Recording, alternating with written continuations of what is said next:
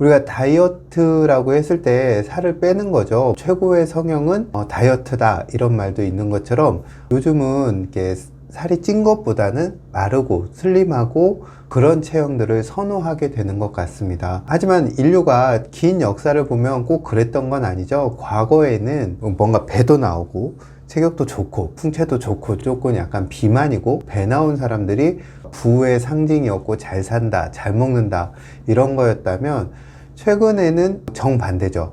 오히려 살이 찌고 비만인 경우는 자기 관리를 잘 못한다던가 그런 경우도 많고 오히려 경제적으로 여유가 있고 시간적으로 여유가 있는 사람들이 먹는 음식도 관리하고 운동도 하고 이런 걸 통해서 날씬한 몸매들을 가꾸는 경우들이 많습니다. 요즘에 체형이 이렇게 저로 봐서는 약간 너무나 마른 체형을 선호하게 되는 건 어떤 미디어의 역할도 있는 것 같아요. 우리가 연예인이라던가 아이돌이라던가 이런 대중의 어떤 사랑을 받는 사람들의 체형을 보면 굉장히 마른 경우가 많죠. 특히 남성도 요즘은 그런 경우가 많고 남성의 근육질 몸매도 선호하지만 여성 연예인들 같은 경우는 굉장히 마른 경우들이 많거든요. 저도 가끔 이제 오시는 환자분들 중에 연예인들 보면 화면에서보다 훨씬 더 마른 체형을 가진 분들이 많아요. 그러다 보니까 일반인들도 예쁘고 좋은 몸매란 마른 몸매구나 라는 생각을 하게 되는데 하지만 이제 건강을 다루는 입장에서 보면 과연 비만이란 무엇이고 좋은 몸매란 무엇인가 이런 것도 기준으로 삼지만 치료하는 입장에서는 건강한 몸매란 어떤 것인가 이런 것들을 생각하게 될 수밖에 없습니다. 우리가 운동선수들, 특히 프로 운동선수들을 보면 그분들의 BMI, 즉 키 대비 체중을 보면 과체중인 경우도 굉장히 많아요. 때로는 비만인 경우도 많죠. 하지만 그분들은 어떤 치료의 대상인 비만이 아닙니다. 무게는 많지만 근육량이 충분하기 때문입니다. 그래서 그분들은 체격이 좋다고 하죠. 하지만 반대로 치료하면서 보면 환자분들 중에는 마른 비만, 겉으로는 굉장히 슬림하고 마르고 살이 하나도 안 찐 것 같지만 기능 검사를 해본다던가 몸의 상태를 체크해 보면 복부에는 의외로 체지방 수치가 많은 그런 마른 비만인 경우도 많아요. 그러면은 겉으로 봤을 때 몸매가 과연 이 사람의 건강의 기준인가 라는 생각을 치료하는 입장에서는 할 수밖에 없고, 저는 그래서 살이 쪘건 살이 말랐건 그런 것보다 중요한 건 내가 얼마나 활력이 있고 내가 얼마나 병에 잘 걸리지 않고 좋은 면역을 유지하고 건강하게 살 수 있는가, 이런 것들을 기준으로 하시면 좋을 것 같고요. 그리고 너무나 마른 어떤 연예인의 몸매를 기준으로 삼지 마시고 나 자신의 건강, 나 자신의 만족감을 기준으로 삼으시면 저는 좋을 것 같다는 생각을 합니다.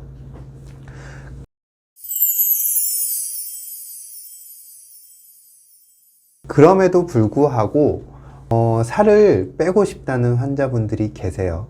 그런데 한의원에도 다이어트 때문에 상담을 하시는 분들이 있거든요. 그런 환자분들을 보면 성공과 실패를 반복하신 분들이 굉장히 많습니다. 그러니까 다이어트 약을 먹고 운동도 하고 식이도 조절하고 이래서 살을 뺐어요. 몇 개월 동안 쫙 빼요. 한 10kg 가까이 빼신 분들도 있고, 운동 열심히 하신 분들은 약간 너무 비만이었던 분들은 20kg 가까이 몇 개월 사이에 빼는 분들도 있습니다. 하지만 그런 분들의 대다수가 1년 후에는 다시 살이 찌게 되거나 더 찌는 경우들이 많습니다. 노출의 계절이 오기 시작하면 또 살을 빼야지 라고 해서 다이어트 약을 먹고 식단을 하고 운동을 또 합니다. 그렇게 해서 또 만들지만 또 살은 다시 찌게 돼요. 그런데 문제는 뭐냐면 살을 빼고 찌우고 이런 과정들, 그러니까 급속히 살을 빼는 것도 급속히 살을 찌는 것도 우리 몸으로 봐서는 굉장한 스트레스라는 점이 문제입니다. 즉 굉장히 많은 처리돼야 될 물질들이 다이어트 과정에서 발생하게 되고, 그것들을 다 처리하지 못하면 그것들은 내 몸을 산화시키는, 손상시키는 독소로도 작용하게 됩니다. 또한 급속도로 살이 찔 때, 지방세포가 커질 때 지방세포 주변으로도 다양한 염증 반응들이 나타나게 됩니다. 우리 몸의 지방세포 주변에는 우리 몸의 면역세포들이 굉장히 많거든요. 또한 내장기, 간이라던가 혈관 쪽에 지방이 축적되게 되면 그것 자체로 또 건강상의 문제를 일으키죠. 따라서 살이 찌고 빠지는 과정들을 반복하신 분들의 건강 상태를 보면 해마다 안 좋아집니다. 그것을 굉장히 저는 우려스럽게 생각하고 있습니다. 즉, 겉으로 보는 체중이 몇 킬로가 줄고 몇 킬로가 찌고 이런 것들이 문제가 아니라 긴 관점에서 봤을 때 내가 건강해지는 것이 아니라 내가 점점 병들고 있다는 겁니다. 전 그래서 우리 사회가 굉장히 다이어트를 강조하고 어떤 특정한 몸매를 주입하고 강요하는 것 자체가 어떻게 보면 우리 사회 전체적으로 병들어 있는 게 아닌가라는 생각을 하게 됩니다.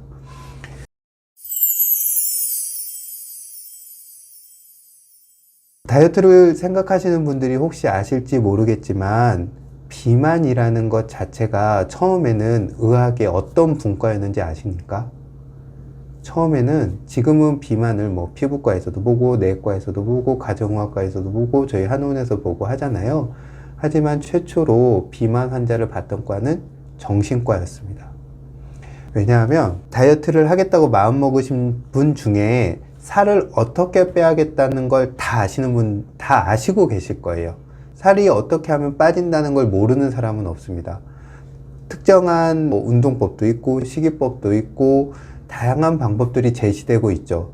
하지만 뭔가 특별한 걸 먹는다던가 그게 약물이 될 수도 있겠죠. 한약이고 양약이고 가리지 않습니다. 뭘 먹어서 뺀다던가 뭘 안 먹어서 뺀다던가 이런 식의 방법들은 일시적인 효과는 가져올 수 있고 보조적인 요법을 할 수는 있지만 가장 중요한 것은 내 생각의 변화가 굉장히 중요합니다. 그래서 비만을 정신과의 영역으로 놓고 본 것입니다.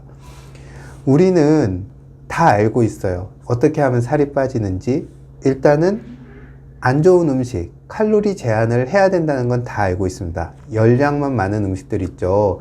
가공식품, 정제된 탄수화물, 그 다음에 당류 이런 것처럼 열량만 있고 영양은 없는 거, 술도 포함하겠죠. 그런 것들을 먹어서는 안 된다는 걸 알고 있습니다. 두 번째로 아무리 좋은 것도 많이 먹으면 안 된다. 늦은 시간에 야식으로 먹으면 안 된다. 알고 있습니다. 또한 운동을 해야 살이 빠진다. 이것도 알고 있어요. 그리고 잠을 일찍 자서 충분히 자야 된다. 이것 또한 알고 있습니다. 즉 먹고 움직이고 자는 나의 일상생활만 조절을 해도 내가 건강해지면서 체중을 줄일 수 있다. 이거 모든 분들이 다 알고 계십니다. 하지만 실천하지 못해요. 근데 이제 환자분들하고 상담하다 보면 시간이 없다, 여건이 안 된다라는 말씀들을 하시지만 좀 더 깊이 들어가서 보면 그걸 실천할 정도의 시간이 없는 분들은 그렇게 많지는 않습니다. 만약에 내가 정말 그런 시간을 내지 못해서 다이어트를 못한다 하면 그렇다면 나의 라이프 스타일을 바꿔야 될 필요도 있을 겁니다. 많은 분들이 방법도 알고 있고 어떻게 해야 되는지 충분히 알고 있음에도 불구하고 다이어트 약을 먹고 특정한 식품을 복용하고 주사도 맞고 이런 것들을 하는 이유는 뭐냐면 편하기 때문입니다. 내가 열심히 노력하지 않아도 살을 손쉽게 뺄 수 있다는 유혹에 우리는 너무나 쉽게 넘어갑니다. 하지만 제가 누누이 환자분들에게 말씀드리는 게 뭐냐면 누군가 만들어준 것은 절대 지속되지 않습니다. 내가 만든 것, 내 노력으로 만든 것이 지속 가능한 시간이 오래 지속될 수 있지 남이 만들어준 것, 편하게 만들어진 것은 절대 오래 지속되지 않습니다. 그렇기 때문에 약을 먹고 뭘 하고 무슨 식이요법을 하고 무슨 운동법을 몇 개월 해서 살을 뺀 분들이 일정 시간이 지나면 이전 체중으로 돌아가거나 때로는 반동에 의해서 더 찌는 우리가 요요라고 하죠. 그런 경우를 많이 보게 되는 겁니다.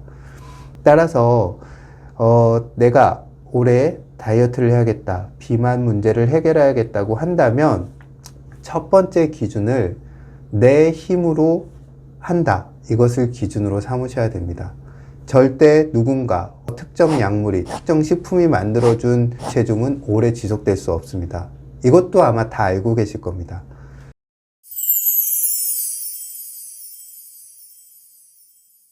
그런 보조해주는 약물이나 식품이나 특정한 운동법들을 계단, 사다리로 삼으셔야 됩니다.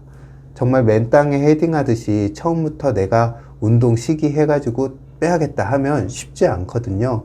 하지만 옆에서 살짝 도와주면, 뭔가의 도움을 받으면 좀 더 수월하게 갈 수 있습니다.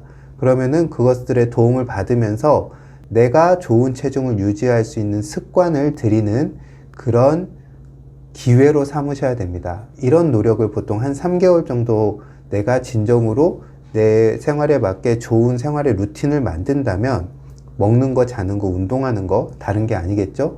그렇게 한다면 그런 보조적인 것들이 빠져도 체중 감소는 내 좋은 건강에 맞게 지속적으로 일어날 것이고, 그 후에도 좋은 체중을 유지할 수 있을 것입니다.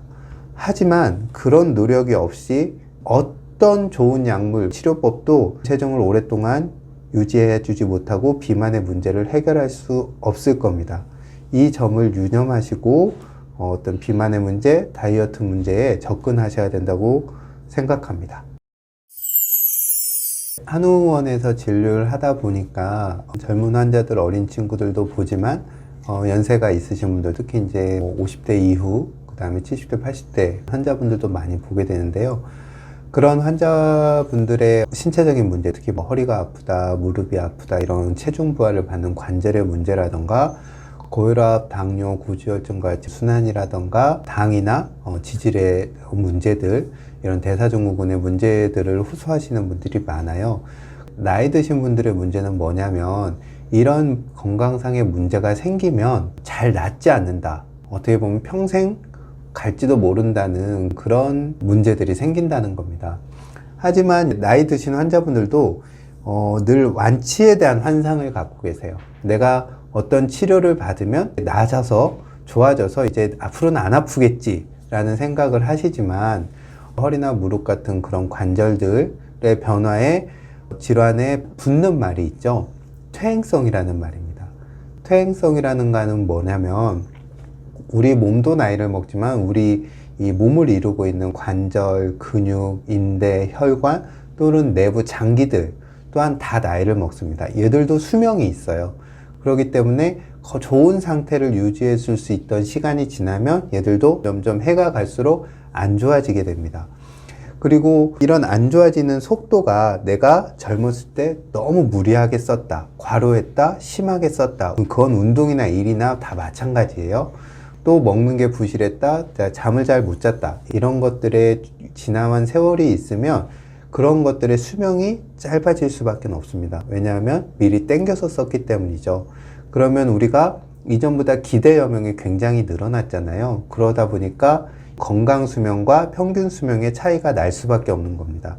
우리나라 같은 경우는 10년 이상이 평균 수명과 건강 수명의 차이가 나게 되죠. 그렇기 때문에 나이 드신 분들 같은 경우는 이제는 관리를 잘해야 된다, 이런 개념으로 들어갑니다. 그래서 저 이제 환자분들, 어르신 환자분들을 볼 때 드리는 말씀이 있어요. 고치면 안 아픈 것이 아니라 내가 원하는 생활을 할 정도 수준의 몸 상태를 오래 유지하는 것, 그러기 위해서 관리를 하는 것을 기준으로 잡고 치료 또한 관리의 일환으로 삼으셔야 된다고 말씀을 드려요. 그러니까 잠깐 며칠 치료해서 안 아프면 안 치료받고 또 나빠지면 오고, 이런 것들이 아니라 차라리 텀을 주더라도 조금씩 내가 많이 아프기 전에 미리미리 단도리를 하고 관리를 해주는 것이 중요하다고 말씀을 드립니다. 어르신 환자들 같은 경우 어떤 체형에 있어서 가장 큰 문제는 근육입니다. 우리가 젊었을 때는 보기 좋은 몸을 유지하기 위해서 근육을 만들어요. 이렇게 식스팩도 만들고, 이렇게 어깨, 가슴 근육도 만들고, 등 근육도 만들고, 막 이렇게 허벅지도 굵게 만들고, 이런 운동들을 하죠. 젊었을 때의 근육이 몸매 관리 혹은 남에게 보여주기 위한 근육을 만들었다면, 물론 자기 만족도 거기에는 있겠죠. 나이 드신 분들의 근육은 생존을 위한 근육입니다. 내가 살아남기 위해서, 건강을 유지하기 위해서 근육을 만드셔야 됩니다. 나이 드신 분들은 그럼 이렇게 근육 만드셔야 돼요 말씀을 드리면, 이 나이에 근육이 생기지도 않고 운동하기도 힘들고 이런 식으로 말씀을 하세요. 하지만 나이가 80, 90이 돼도 적정한 운동을 하면 근육은 만들어집니다. 근데 운동을 멈추면 근육은 급속히 쇠퇴해요. 이틀만 운동을 멈춰도 근육은 조금씩 없어진다고 하거든요. 따라서 운동을 하시되 무리 없는 수준의 운동을 꾸준히 하셔야 됩니다. 그게 키포인트입니다. 그러다 보면 내가 겉으로 조금 살이 찌고 지방이 좀 있어도 내가 몸을 짱짱하게 유지하는 자세 근육이라던가 코어 근육, 그 다음에 일종의 어느 정도의 골격근을 운동을 통해서 만들어주면 순환이라던가 혈압, 당뇨의 조절에도 굉장히 유리하고요. 내가 내 몸으로 내가 원하는 활동들을 하면서 지내실 수가 있습니다. 근데 어르신들 환자의 문제는 운동을 지속하기가 어렵다는 거예요. 왜냐하면 몸이 아프고 힘이 없기 때문이죠. 그래서 가끔 한 중년 50대 60대 분들 중에 무리한 다이어트를 해서 살은 쪽 빠졌는데 몸에 힘이 쭉 빠진 분들도 굉장히 많이 봅니다. 이런 분들 같은 경우는 무리한 다이어트가 내 몸의 생체 기능의 활성까지도 떨어뜨렸기 때문입니다. 그래서 우리가 살이 찌느냐 살이 빠지느냐 이런 것도 굉장히 중요하지만 더 중요한 것은 내가 활력이 생기고 체력이 좋아지면서 살이 찌느냐, 아니면 내가 몸이 무겁고 힘들어지면서 살이 찌느냐, 이런 것도 중요하고요. 또 살이 빠질 때도 내가 몸이 가볍고 활력도 좋고 이전보다 생체 기능들도 다 좋아지면서 살이 빠지느냐, 아니면 겉으로는 살이 빠지는데 몸의 활력도 떨어지고 자꾸 피곤하고 여기저기 염증도 생기고 아픈 데도 생긴다, 이러면은 잘못 체중을 줄이고 있는 거죠. 그렇기 때문에 늘 중요하게 생각해야 되는 건 내가 어느 정도의 생체 활력, 건강을, 좋은 건강을 유지하느냐가 중요한 거지, 살이 찌고 빠지고가 절대적인 어떤 기준이 될 수가 없습니다. 그리고 어르신들의 어떤 근육, 체중 관리에 있어서 중요한 것은 좋은 단백질을 섭취하는 겁니다. 우리가 젊었을 때는 근육도 잘 붙고 운동하면 잘 근육도 생성이 되잖아요. 그런데 나이 드신 분들 같은 경우는 근육의 생성도 잘 되지 않고, 무엇보다 아까 말씀드린 대로 나이가 들면 내부 장기들의 기능도 떨어지거든요. 그 장기 중에는 위장도 포함됩니다. 그리고 각종 효소 분비, 호르몬 분비도 떨어지게 돼요. 그렇기 때문에 일단 입맛도 없고 별로 먹고 싶은 생각도 없고, 조금만 먹어도 배가 부르고 가끔 좀 더 먹으면 소화도 안 되고, 이러니까 어르신들이 제대로 안 먹고 부실하게 먹고 이런 경우들이 많습니다. 하지만 내가 먹는 음식은 내 몸을 만드는 자원이 되고 내 몸에 필요한 에너지를 만드는 연료가 되거든요. 그렇기 때문에 제대로 먹는 게 중요한데, 나이 드신 분들 같은 경우는 그래서 저는 좋은 육류, 동물성 단백질도 섭취를 권하는 편입니다. 물론 이렇게 구워 먹는 것보다는 삶아 먹거나 쪄 먹거나 이런 형태로 드시기를 권하는 편인데요. 그럼에도 불구하고 나이 드신 분들이 이런 단백질 섭취가 좀 부실한 분들이 많아요. 그래서 저 같은 경우는 실제로 나이가 한 70대 후반, 80대 넘어가신 분들 같은 경우는 요즘 나오는 좋은 양질의 단백질 보충하는 보조식품들이 있습니다. 그런 걸 저는 좀 권하는 편입니다. 왜냐하면 음식을 통해서 충분히 먹지도 못하고 그걸 소화도 잘 못 시키기 때문에 좀 더 효율적으로 단백질을 공급해 줄 필요가 있거든요. 그러면서 적당한 운동 부하를 걸어줬을 때 우리 몸에 필요한 근육들도 생성되게 되고 체력도 조금씩 좋아지고, 그러다 보면 내 행동 반경이 좀 더 넓어지고, 그러면서 좋은 건강을 유지할 수 있을 거라고 생각합니다. 나이 드신 분들의 어떤 체형 관리, 건강 관리에 있어서 중요한 것 중에 하나가 수면입니다. 나이가 드시면 몸이 어딘가 불편하고 자꾸 불편함 때문에 몸이 예민해지고 이런 것 때문에 좋은 수면을 이루지 못하는 경우들이 많아요. 또한 밤에 소변 때문에 일어난다던가 이런 것들 때문에 수면이 조각나게 되거든요. 수면이 짧아지고 부족하고 깊이 잘 못 자게 되면 어떤 신체 에너지의 회복도 잘 안 되지만 면역 시스템의 문제도 생기게 되고 신경계도 점점 예민해지게 됩니다. 즉 밤에 잠을 잘 못 잔 게 낮에 활력이라던가 생활에 영향을 주게 되죠. 그래서 만약에 내가 잠을 잘 자지 못한다 하면 그 이유들, 내가 왜 그런지를 찾아서 그런 부분들을 뭔가 치료라던가 적절한 어떤 방법들을 통해서 해결을 하셔야 됩니다.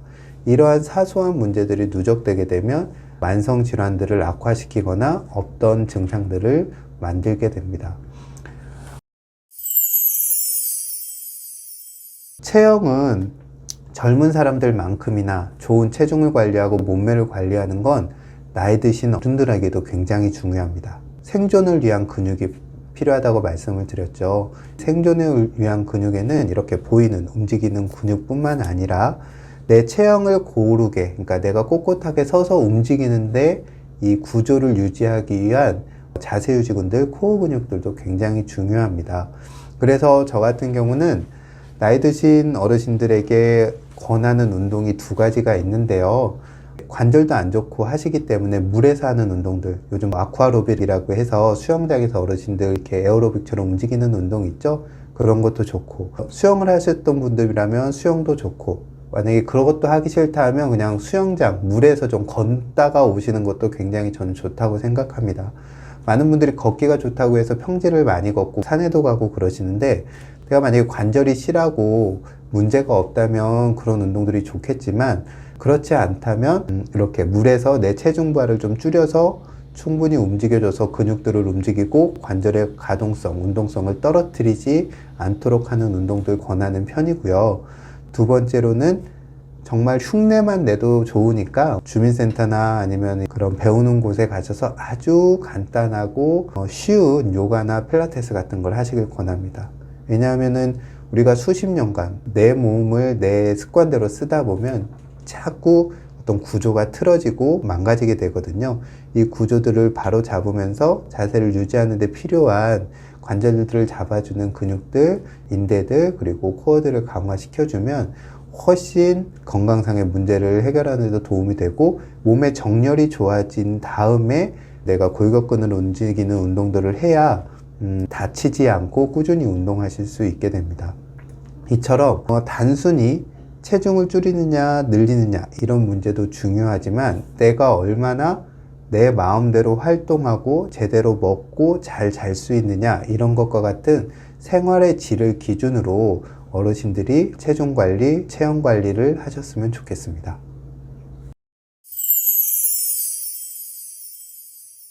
환자분들이 치료를 받으면서 잘 하시는 질문 중에 하나가, 저는 무슨 체질인가요? 이런 것들을 물어보시는 경우들이 많습니다. 체질 중에 가장 유명한 것은 사상체질이죠. 태음인, 소음인, 소양인, 소음인 이렇게 나눠서 보는 사상체질도 유명하고, 또 팔체질이라고 해서 8가지로 구분해서 보는 체질도 있습니다. 그러면은 체질이란 무엇일까? 이걸 한번 생각해 봐야 됩니다. 체질이란 게 어떤 몸의 경향성을 말하는 거거든요. 몸체에 질자를 써가지고. 그러면은 내 몸의 경향성은 누구로부터 물려받았을까요? 바로 부모님의 유전자 패턴으로부터 물려받았겠죠. 하지만 유전자만 부모님이 물려주신 게 아니고, 엄마 뱃속에 있을 때부터 시작해서 내가 영유아기를 거치고 어린 시절, 우리가 3살 버릇 여든 간다고 하잖아요. 그렇게 어린 시절을 겪으면서 나의 식습관, 나의 정신적인 어떤 자율신경계의 패턴들, 성격들, 이런 것들이 다 만들어지겠죠. 그런 것들이 아우러져서 한 사람의 경향성을 만들어내는데요. 체질이라는 것은 그 중에서도 내 몸의 경향성을 말하는 거겠죠. 따라서 이것은 몸의 경향성은 당연히 부모님으로부터 받은 유전자 타입의 영향을 많이 받을 겁니다. 당연히 체질은 변하지 않는다, 이런 말씀들도 하게 되죠. 그런데 생각해 보면 어떤 사람은 살이 쉽게 찌는 사람이 있고, 어떤 사람은 아무리 먹어도 살이 잘 안 찌는 사람들이 있습니다. 대표적으로 한약에서 이제 음과 양으로 표현을 하는데, 음인들은 정적인 것도 좋아하고 이렇게 에너지 회로들이 빨리빨리 돌지를 않아요. 그러다 보니까 가만히 있어서 먹으면 안에서 에너지 회로가 빨리 돌지 않으니까 소모가 적게 일어나겠죠. 그러면 소모가 적게 일어난 사람은 그 남는 열량들이 축적이 되기 쉬울 겁니다. 양인들은 성격도 빠르고 활동도 좋아하고 가만히 있으면 병이 나는 사람들이거든요. 이 사람들은 에너지 회로가 굉장히 빨리 돕니다. 그러다 보니까 먹은 음식들이 에너지로 빨리빨리 소모가 되게 돼요. 그러니까 좀 먹어도 살이 잘 찌지 않죠. 이런 음양의 패턴들이 있기 때문에 내가 어느 패턴에 속하는 사람인가, 내가 정적이고 움직이길 싫어하면서 조금 가만히 있으면서 먹는 걸 좋아하는 사람인지, 내가 아니면 활동적이고 액티브한 사람인지, 이런 것들을 통해서 내 경향성을 파악해 보면 다이어트를 하는데 도움이 되겠죠. 그러면 의민들은 어떻게 해야 될까요? 내 안에 에너지 회로들이 빨리 돌지 않는다, 그래서 잘 쌓인다 하면은 둘 중에 하나입니다. 들어가는 연료의 양을 줄여야 되겠죠. 그러면은 쌓이는 것도 줄어들 테니까요. 두 번째로는 그럼 내 회로를 좀 빨리 돌려야지 라고 하는 겁니다. 회로를 빨리 돌려야지 하는 거에 가장 손쉬운 방법은 운동이겠죠. 몸을 움직여서 하는 운동들. 실제로 이런 음인들 패턴을 가진 분들 같은 경우는 그래서 운동과 적당한 식이 조절, 때로는 너무 많은 것들이 몸 안에 쌓여 있을 때는 디톡스 같은 걸 통해서 한번 리플레시 시켜주고 생활 패턴을 리셋을 해주면 좋습니다. 이렇게 먹는 걸 제한할 때 가장 중요한 것 중에 하나가 열량 제한이에요. 비만은 내가 먹는 것보다 내가 소모하는 게 적기 때문에 남는 것들이 쌓여서 생깁니다. 물론 병으로 인한 경우도 있지만 아주 심플해요. 내가 들어온 것보다 내가 소모한 것이 적기 때문에 살이 찌는 겁니다.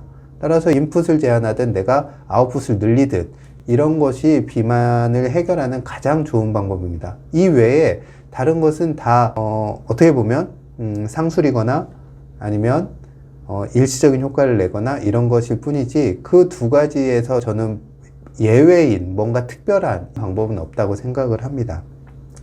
그리고 체질과 관련해서 이제 또 한 가지 말씀을 드리면, 우리가 어떤 체질이니까 넌 이걸 먹어야 되고 이걸 먹지 말아야 돼, 이거 먹으면 병나, 이렇게 말씀하시는 경우들도 되게 많거든요. 하지만 저는 이제 체질의학의 본질은 그런 뭘 먹고 뭘 안 먹고가 중요한 것이 아니고 나를 알아가는 어떤 수단으로서의 체질이라고 생각을 합니다. 아, 나는 이런 경향성이 있어.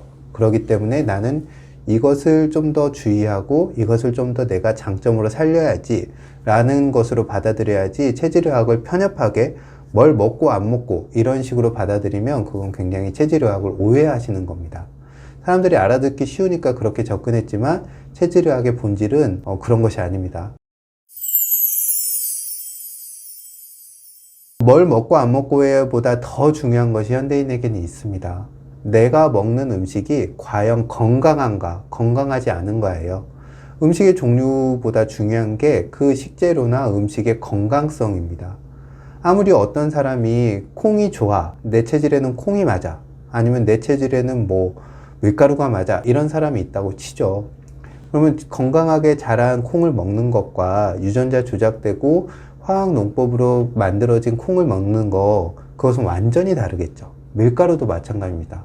유기농으로 토종 밀가루, 과하게 정제되지 않은 통밀가루 이런 걸 먹는 사람과 수입되면서 방부 처리 거치고 완전히 정제된 흰 밀가루를 먹는 거, 이 두 가지는 밀가루란 이름이 같지만 그 본질은 완전히 달라집니다. 조선시대는 그런 걸 걱정할 일이 없었겠죠.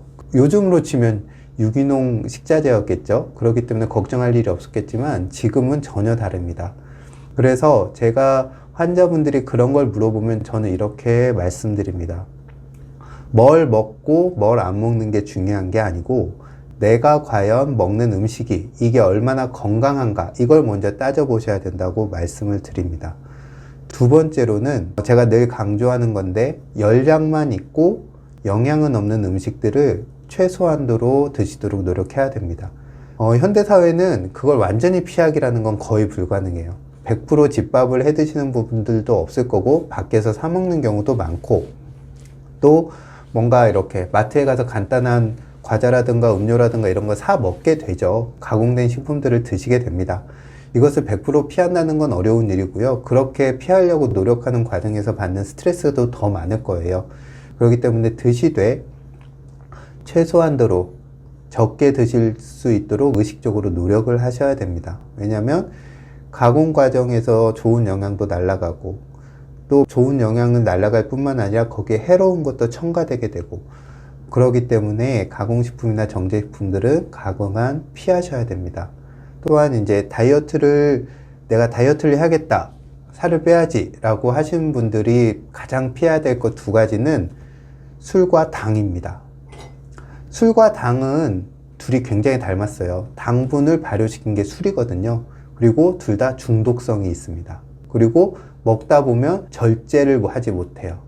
많이 먹게 됩니다. 이 세 가지 공통점이 있거든요. 그렇기 때문에 내가 다이어트를 해야 되는데 술을 마신다. 이건 완전히 넌센스입니다.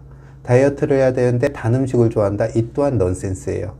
그렇기 때문에 이 두 가지를 의식적으로 절제를 하셔야 됩니다. 가장 확실한 기준은 내가 먹었을 때 속이 편하냐, 내 몸이 에너지가 나고 몸이 가뿐해지느냐, 내 기분이 좋아지느냐, 이런 것을 기준으로 삼으시면 좋습니다.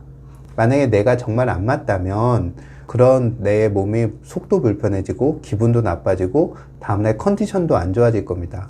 이런 경험들을 어떤 기준으로 삼으시는 게 좋고, 그런데 만약에 정말 조금만 뭐가 들어가도 내 몸이 불편해진다 하면 이건 내 건강에 문제가 있는 겁니다. 왜냐하면 제가 이제 건강의 어떤 층이라고 말씀을 드리는데, 웬만큼 건강한 사람은 나에게 해로운 것도 어느 정도 받아들여서 처리할 수 있는 능력이 있습니다.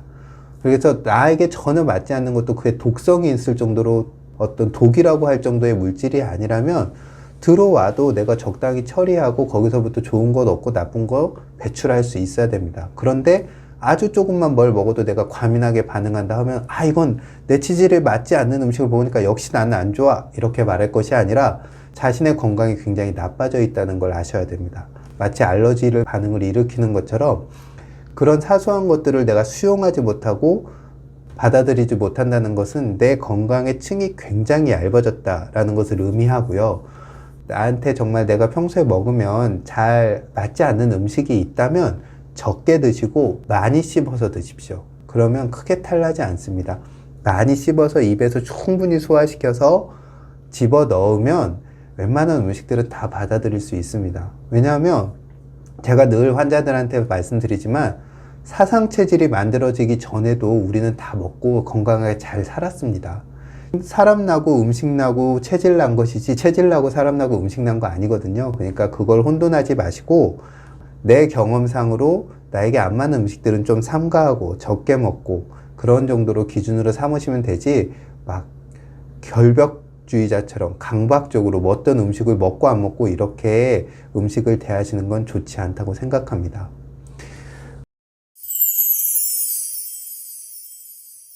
그리고 제가 환자분들한테 설명을 드리는데, 우리가 이제 사상체질을 예로 들면 태음인들 같은 경우는 살이 찌기 쉽겠다고 하거든요. 태음이라는 건 음적인데 크다는 거잖아요. 음의 성향이 큰 사람들, 그런 사람들은 뭐든지 잘 먹고 뭐든지 잘 쌓아두고 움직이기 싫어하고 그렇습니다. 그런 사람들이 식탐도 많고 미식가들도 굉장히 많아요. 그러다 보면 당연히 살이 찌겠죠.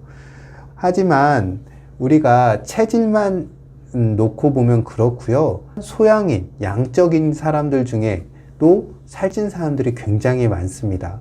이런 사람들은 회로도 많이 들어가지만 그만큼 또 엄청 먹는 걸 좋아하는 사람들도 많아요. 그렇기 때문에 양인 중에도 살이 찌는 사람들이 많습니다. 우리가 체질만 논하다가 놓치는 것이 있는데요. 사람은 몸만 가진 존재가 아니라는 겁니다. 우리가 체질, 기질, 성질이라고 저는 표현을 하는데, 기질, 즉 우리의 감정적인 라인들도 있고요. 성질, 그러니까 어떤 성격, 어떤 생각, 이런 것도 있습니다. 사람은 몸만 가지고 있는 게 아니라 감정과 생각을 가진 동물이에요. 그렇기 때문에 제가 다이어트 할 때 말씀드렸죠. 우리가 몸매만 보는 건 몸에만 집중하는 겁니다. 그래서 뭘 먹고 뭘 안 먹어서 살을 빼야 된다, 무슨 운동을 해야 된다, 이런 게 생각을 하지만 그것보다 더 중요한 것은 내가 감정 컨트롤을 어떻게 하고 내가 어떤 생각을 갖느냐, 이런 거거든요. 생각과 감정이 변하면 몸은 따라서 변합니다. 따라서 다이어트를 한다, 내가 살을 빼야겠다라고 마음을 먹으셨을 때 먹는 음식, 뭘 먹을까, 내 몸이 어떻게 변할까, 체지방 수치가 얼마 됐고 몇 킬로가 빠질까, 이런 거에만 집중하지 마시고 내 감정과 생각도 함께 돌보셔야 됩니다. 내 생각이 변해서 어떤 먹는 음식들에 대한 기준이 바뀌면 자연스럽게 빠집니다. 살이 찌는 가장 큰 원인 중에 하나가 스트레스를 먹는 걸로 푸는 분들이 굉장히 많거든요. 이런 분들 같은 경우는 내 감정을 잘 다스리는 연습을 하면 살 더 잘 빠질 수 있습니다. 그래서 요즘은 뭐 살 빼는 명상 이런 것도 유행을 하잖아요. 특히 저희 환자분들 중에도 이 식탐, 어떤 스트레스를 받았을 때 먹는 걸 절제를 못해서 살찌는 여자분들이 굉장히 많았어요. 저는 그래서 그런 분들한테는 다이어트 약을 쓰지 않습니다. 흔히 쓰는 화병약, 우울증을 풀어주는 약을 쓰면 그분들이 자연스럽게 이 음식을 섭취하는, 과하게 섭취하는, 폭식하거나 당분을 과하게 섭취하는 것들을 컨트롤할 수 있게 되고, 그러면 다이어트는 자연스럽게 되는 겁니다. 따라서 내 몸이 살이 찌는 이유, 살이 안 빠지는 이유가 어디에서 오는지를 찾으셔서 그것을 해결하셔야 됩니다. 그래야 효과적으로 살을 뺄 수가 있고, 내가 왜 살이 찌는지, 왜 살이 안 빠지는지를 알 수 있기 때문에 체중 관리를 잘 할 수 있게 됩니다. 우리는 보이는 몸만 가진 존재가 아니에요. 인간이라는 건 감정도 있고 생각도 있습니다. 따라서 다이어트, 체중 조절, 관리를 해야겠다 생각하면 몸만, 체지방만 바라보지 마시고 근육만 보지 마시고 내 감정과 생각도 함께 보셔야 됩니다. 그것이 건강은 물론 좋은 체형, 좋은 효과적인 다이어트, 성공한 다이어트, 계속 약을 먹지 않아도 되는 다이어트에 어떻게 보면 가장 좋은 방법입니다. 다이어트를 할 때 중요한 것은 이제 저는 두 가지라고 생각을 해요. 하나는 인풋의 제어죠. 들어오는 것들을 분명히 제어를 해야 됩니다. 이건 칼로리 제한이겠죠. 열량 제한입니다. 왜냐하면 열량이 많으면 이게 물론 내가 더 많이 태워서 이걸 없앨 수도 있겠지만 그건 굉장히 비효율적인 다이어트가 되겠죠. 많이 먹고 많이 움직여서 한다. 이건 근데 운동선수나 이런 사람들, 시간이 많고 운동에 많은 시간을 쓸 수 있는 사람들한테나 어울리는 말일 겁니다. 그러려면 일단 인풋을 제한을 해야겠죠. 그 다음에 아웃풋을 늘려야 되겠죠. 활동이든 운동이든 내가 에너지를 소모하는 것을 늘려야 될 겁니다. 인풋과 아웃풋, 이거 두 가지를 조절하는 것 외에 다이어트에 특별한 방법은 없습니다. 그런데 이제 다이어트 과정에서 이제 우리가 체지방이 줄어들잖아요. 뭔가를 많이 하게 되고, 운동도 마찬가지로 운동을 해서 우리 몸이 막 대사가 활성화가 되면 좋은 효과도 있지만 좋지 않은 효과도 나타납니다. 왜냐하면 우리 몸에서 지방세포가 줄어들 때도 마찬가지고 그 안에 저장되어 있던 산화적 물질들이 몸으로 쏟아져 나오기 시작을 합니다. 그러면 이걸 내가 영양보충제, 비타민제라든가 이런 걸 먹어서 조절을 해야 될까라고 생각을 하면 저는 그렇지는 않다고 생각합니다.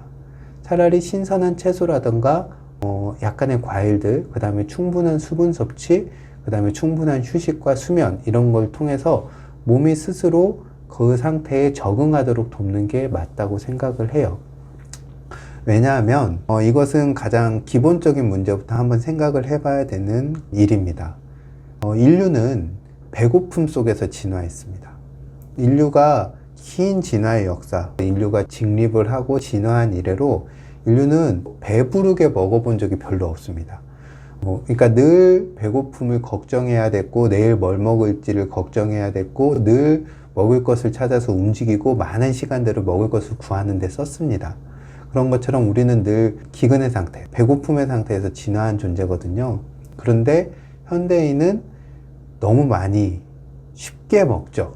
그것이 현대인의 비만의 가장 큰 문제고, 거듭 말씀드리지만 정제되고 가공된 음식들을 먹는 것이 현대인 비만의 가장 큰 원인입니다.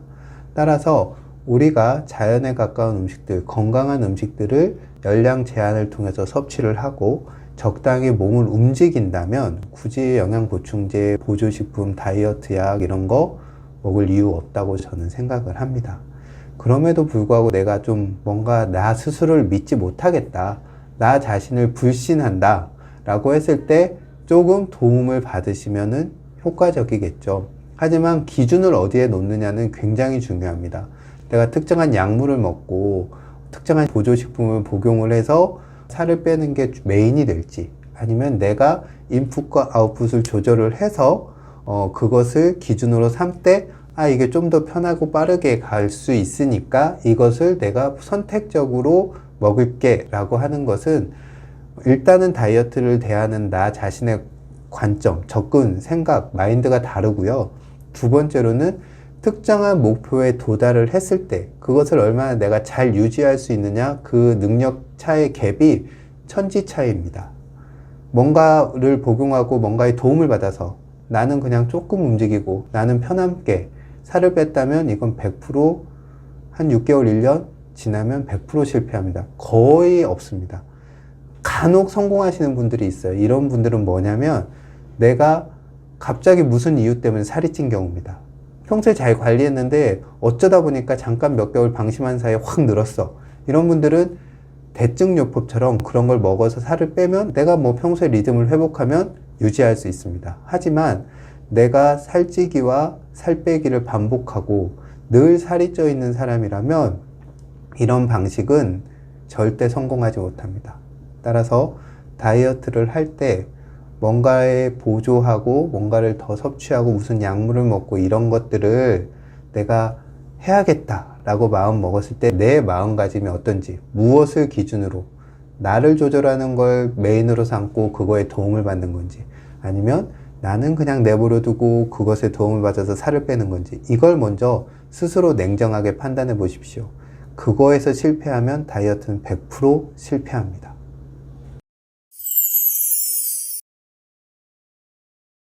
유럽인가 영국에서는 고요지수라는 수치가 있습니다.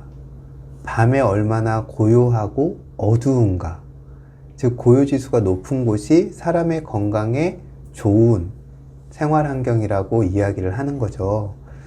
현대인의 삶은, 특히 도시인의 삶은 어떤가요? 인공 조명이 넘치죠.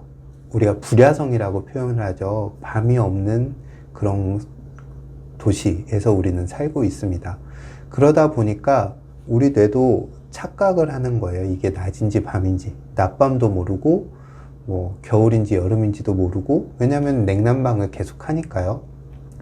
도저히 이렇게 자연의 감각을 잃은 상태로 살기 때문에 현대인들에게 많은 병들이 생기게 되는 것 같고요.